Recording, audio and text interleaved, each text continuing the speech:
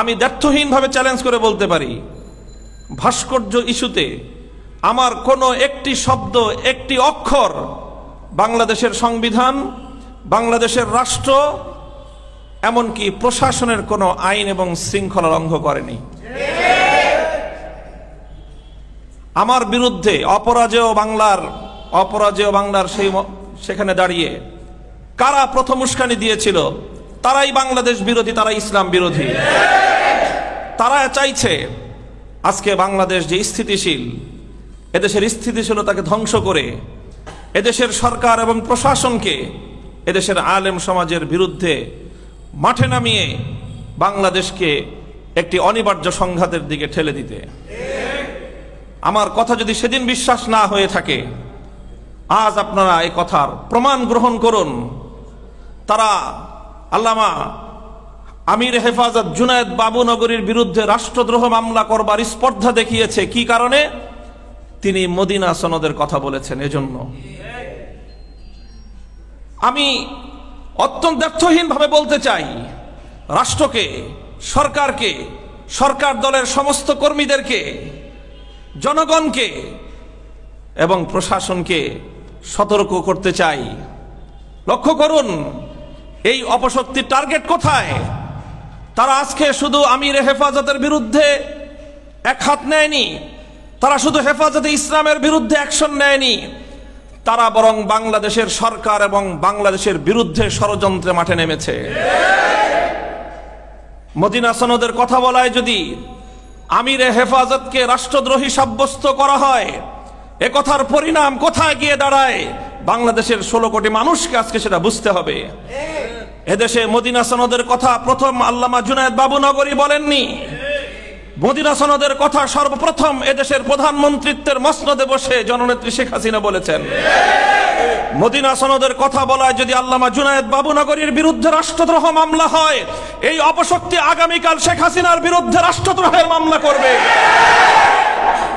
আজ আমরা যারা এই অপশক্তির বিরুদ্ধে মাঠে অবতীর্ণ হয়েছি, যারা শেখ হাসিনার আনুগত্য করো, যারা শেখ হাসিনার নেতৃত্ব মেনে বাংলাদেশের রাজনীতি করো, তোমরা যদি এখন বগল বাজাও, তোমরা যদি এখন হাতে তালি মারো, তোমরা যদি মুক্তিযুদ্ধ মঞ্চ নামক বাংলাদেশ বিরোধী অপচক্রকে যদি আশকারা দাও, সেদিনের জন্য অপেক্ষা করো যেদিন তারা শেখ হাসিনার বিরুদ্ধে রাষ্ট্রদ্রোহের মামলা করবে। মোহতারাম হাজিরিন, সুতরাং আজকে বাংলাদেশ এবং ইসলামের বিরুদ্ধে গভীর একটি ষড়যন্ত্র চলছে। এই ষড়যন্ত্রের বিষয়ে আমাদেরকে জাতির সামনে সুন্দরভাবে সঠিক উপায়ে আমাদের কথা তুলে ধরতে হবে। যারা বুঝে না তাদেরকে বোঝাতে হবে যে বাবু, এটা শুধুমাত্র আলেম সমাজের বিরুদ্ধাচারী নয়, এরা শুধু হেফাজতে ইসলামের বিরুদ্ধাচারী নয়, এরা তাদেরও বিরুদ্ধে যারা মদিনা সনদের কথা বলে। হযরতে ইমাম হোসেন এবং ইমাম হোসেন রাদিয়াল্লাহু আনহুর একটা ভূমিকার কথা আমরা জানি। যখন হযরত ইমাম হোসেন রাদিয়াল্লাহু তাআলা আনহু কুফার দিকে অগ্রসর হচ্ছিলেন, ইয়াজিদের খেলাফত তিনি মেনে নেননি, অথচ সমকালীন সময়ের অনেক বড় বড় সাহাবায়ে কেরাম তার বায়াত গ্রহণ করেছিলেন, আনুগত্য করেছিলেন, কিন্তু হযরত হোসেন সেটা করেননি।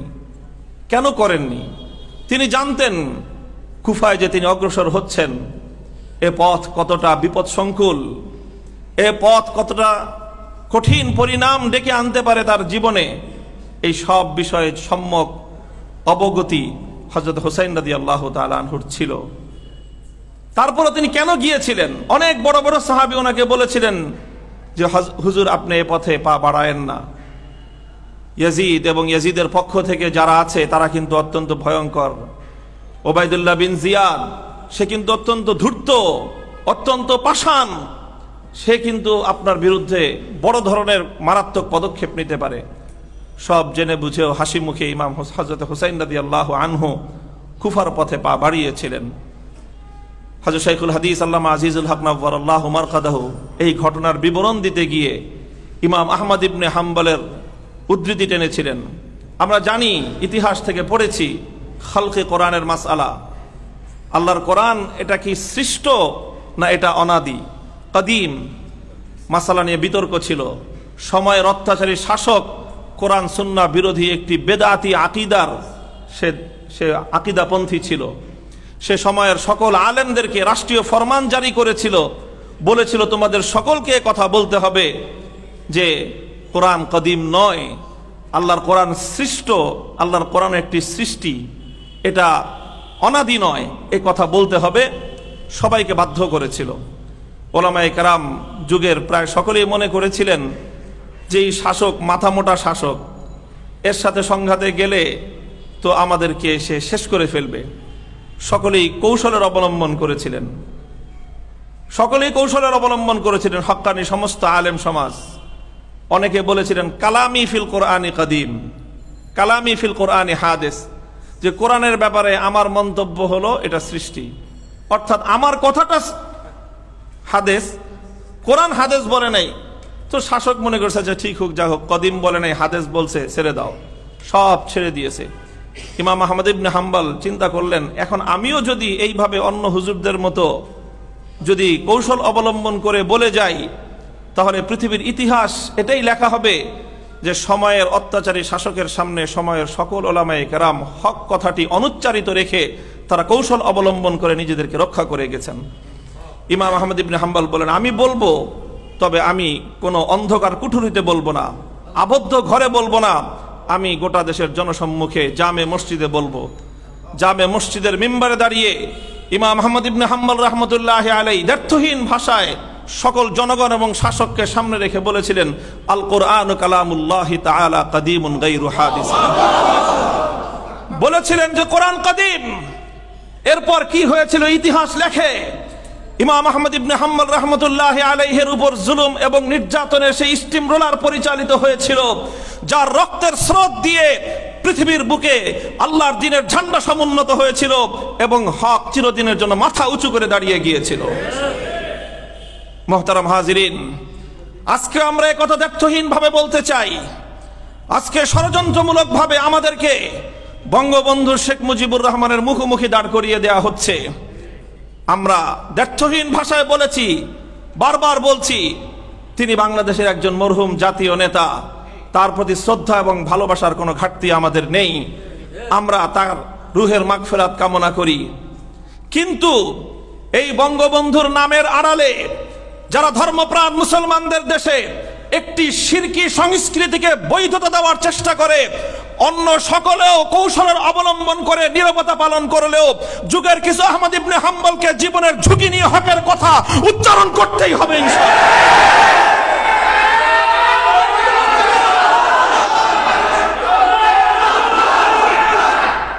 মুহতারাম হাজিরিন, আমরা আবেগ নিয়ন্ত্রণ করি।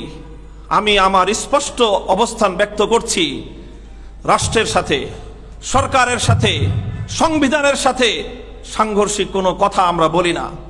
সংবিধান, রাষ্ট্র, রাজনীতি নিয়ে দীর্ঘ পড়াশোনা করার পরে আমরা ময়দানে কথা বলি। কাজেই আমাদের কথাগুলোকে বিকৃত করে আমাদের নামে যে সকল মামলা দায়ের করবার চেষ্টা করা হচ্ছে, আলহামদুলিল্লাহ ইতিমধ্যে 2টি মামলা সরাসরি নাকচ করে দেওয়া হয়েছে। সত্য এভাবেই উদ্ঘাটিত হবে। যারা রাষ্ট্রদ্রোহের মামলা করেছে তাদের গোড়া খোঁজ করলে দেখা যাবে তারা বাংলাদেশ বিরোধী, তারাই রাষ্ট্র বিরোধী।